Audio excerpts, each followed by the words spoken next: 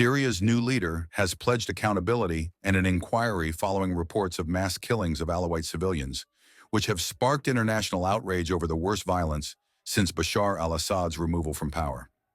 Interim President Ahmed al-Sharaa, in a video shared by state news agency SANA, vowed that those responsible for civilian bloodshed or abuses of state authority would be held accountable without leniency.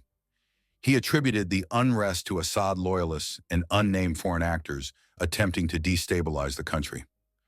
At this critical juncture, we are facing a new threat. Efforts by remnants of the former regime and their foreign supporters to incite conflict and push our nation into civil war, seeking to divide and destabilize it, Sharaa stated.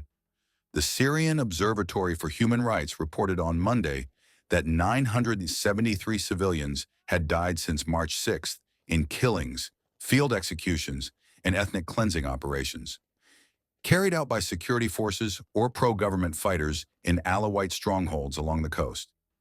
Previously, the group had reported 830 deaths, specifying that executions were targeting Alawites in Latakia and Tartus. Security sources revealed that over 300 government personnel had died in battles against former military members still loyal to Assad since the fighting began last Thursday. The observatory also reported at least 125 Syrian security forces and 148 pro-Assad fighters had been killed. A security source added that pro-Assad insurgents had sabotaged public utilities in the last 24 hours, disrupting power and water supplies. On Sunday, SANA reported the discovery of a mass grave containing recently slain security personnel near Kordaha, Assad's hometown. The escalating violence led to retaliatory attacks against Alawites, a Shiite Muslim sect that has been closely linked to Assad's wartime actions against Syria's predominantly Sunni population. Damascus authorities blamed unregulated armed militia that had allied with security forces for carrying out summary executions and deadly raids in Alawite-majority towns and villages. United Nations Human Rights Chief Volker Turk urged an immediate end to the killings on Sunday, while the Arab League, the UN, the United States, Britain, and other nations condemned the violence. The commander of a Syrian Kurdish militia engaged in a separate conflict with Turkey accused Turkish-backed Islamist groups of executing Alawite civilians. Turkey did not immediately respond to the allegations. Earlier that day, the Syrian presidency announced via telegram that an independent committee had been established to investigate the civilian deaths and bring those responsible to justice.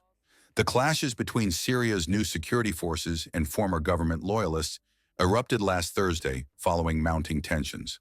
Addressing worshippers at a Damascus mosque, Sharaa called for national unity, saying, "God willing, we will coexist peacefully in this country."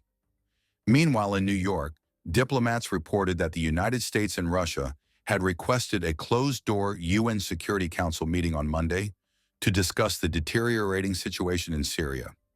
Footage on social media showed security forces driving through thick smoke in pickup trucks as they entered Jableh, a city between Latakia and Tartus. The Interior Ministry announced on Sunday that government forces were conducting operations in Tartus province to track down remnants of the deposed regime. According to a defense ministry source cited by SANA, clashes were occurring in Tanita village, while an AFP photographer in Latakia reported seeing a military convoy entering a neighborhood to conduct house searches. A security source said fighting had slowed around Latakia, Yableh, and Banias as government forces searched nearby mountainous areas where an estimated 5,000 pro-Assad fighters were believed to be hiding. In Banias, a resident, Samir Haidar, 67, told AFP that armed groups had killed his two brothers and nephew inside their homes. He claimed some of the assailants were foreigners. "They gathered all the men on the roof and executed them," Haidar recounted. The Syrian Observatory for Human Rights noted that the violence had initially erupted following the arrest of a wanted suspect in an Alawite village, but reported a relative return to calm in the coastal region on Saturday. U.S. Secretary of State Marco Rubio urged Syria to hold those responsible for massacres against minority communities accountable, while Britain's Foreign Secretary David Lammy called on Damascus to protect all Syrians and establish a clear path to transitional justice. In Jordan, Syrian Foreign Minister Assad al-Shaibani stated that anyone involved in the atrocities would be prosecuted.